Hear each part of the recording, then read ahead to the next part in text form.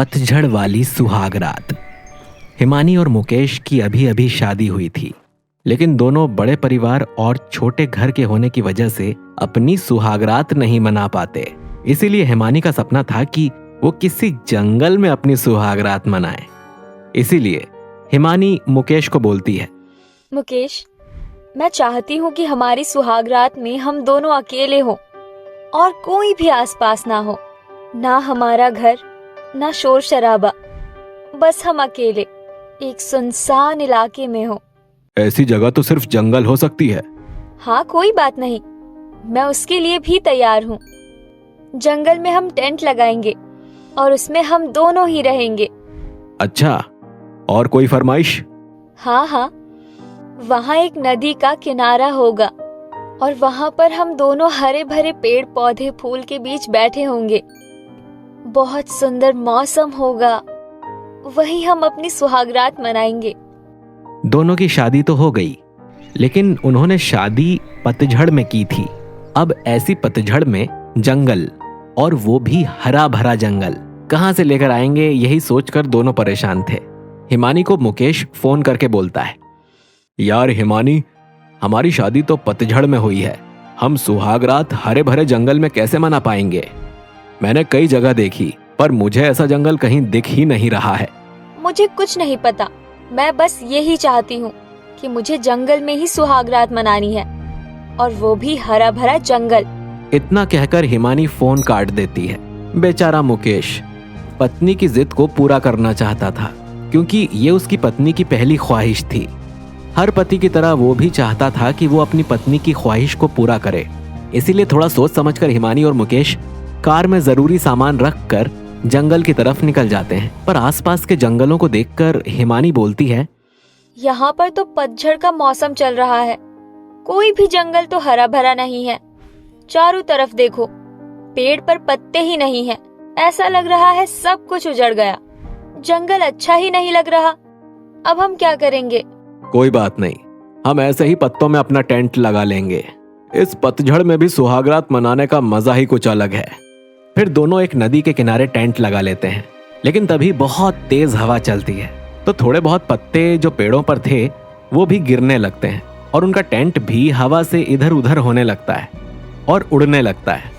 ये सब देखकर मुकेश बोलता है, मुझे नहीं लगता हिमानी कि हम रात में यहाँ ठहर पाएंगे।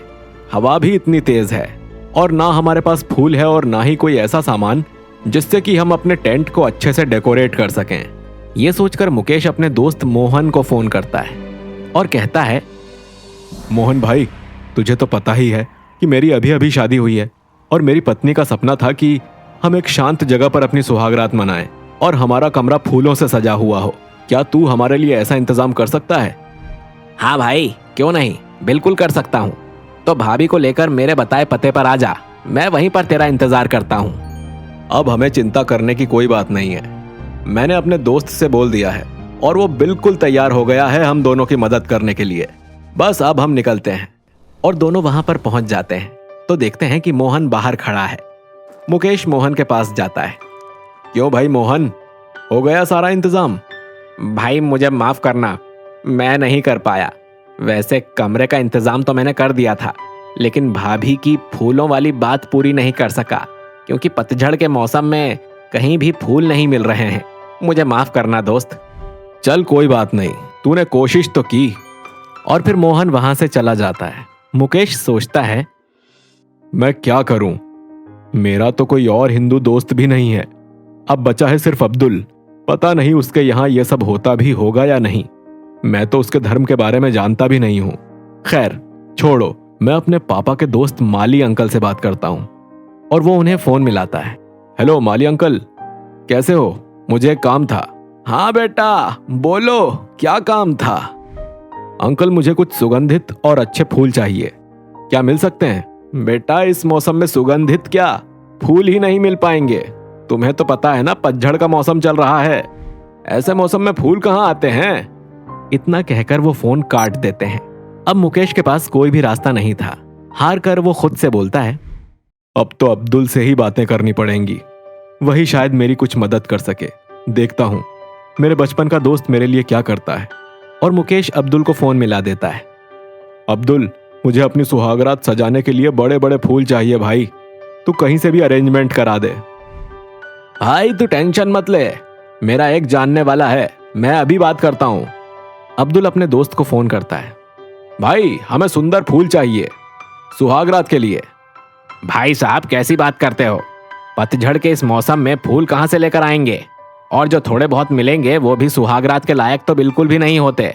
मुझे माफ करना दोस्त, मैं तुम्हारी कोई मदद नहीं कर सकता। अब्दुल निराश हो जाता है और मुकेश को दोबारा फोन करता है। भाई कोई इंतजाम तो नहीं हुआ, लेकिन तू चिंता मत कर, मैं तेरे लिए सब इंतजाम कर दूंगा। एक काम कर, तू अपने पास वाली झील के पास पहुंच जा, वहां पर तेरे को सब कुछ सेट मिलेगा, बस तुझे भाभी को लेकर ही आना है। ऐसा बोलकर अब्दुल फोन काट देता है, लेकिन बाद में सोचता है अब मैं क्या करूंगा, ऐसे पतझड़ के मौसम में कहां से फूल लेकर आऊंगा। अब्दुल फिर बहुत सोच विचार करता है और थोड़ी देर बाद जंगल में पहुंचता है। आसपास के पत्तों को इकट्ठा करता है और कुछ लोगों की मदद से सारे पत्तों को कलरफुल कर देता है। उसके बाद पत्तों के फूल बनाकर उन्हें रंग बिरंगे कलर से रंग देता है और फिर उनसे रंग बिरंगे फूल बन जाते हैं, जो देखने में बहुत अच्छे लगते हैं।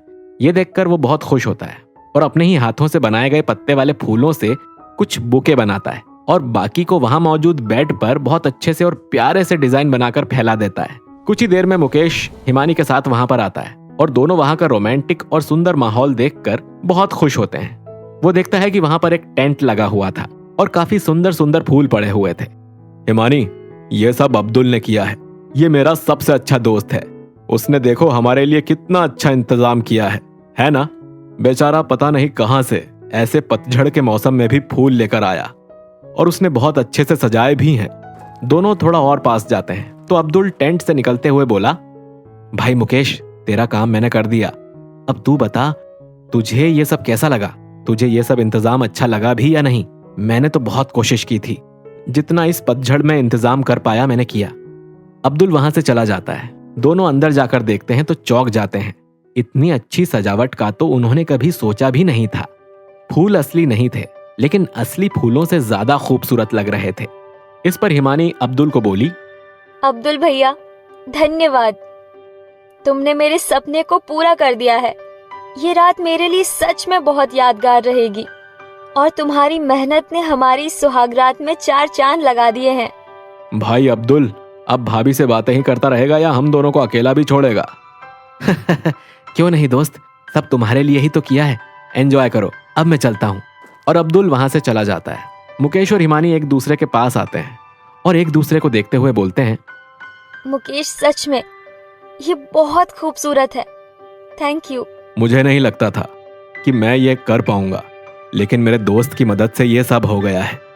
अब बातों में ही सारा समय गवा देना है या इस मौसम को एंजॉय भी करना है? फिर दोनों एक दूसरे को गले लगाते हैं और पतझड़ के मौसम में पत्तों से बने फूलों वाले टेंट में ही पूरी रात बिताते हैं। दोनों अगली सुबह फ्रेश होकर उठते हैं और एक दूसरे को देखकर बोलते हैं, थैंक्स मुकेश, मेरे सपने को पूरा करने के लिए। और मुकेश मन ही मन में सोचता है, ये सब तो अब्दुल की वजह से हुआ, वरना मैं इतना सब कुछ नहीं कर पाता।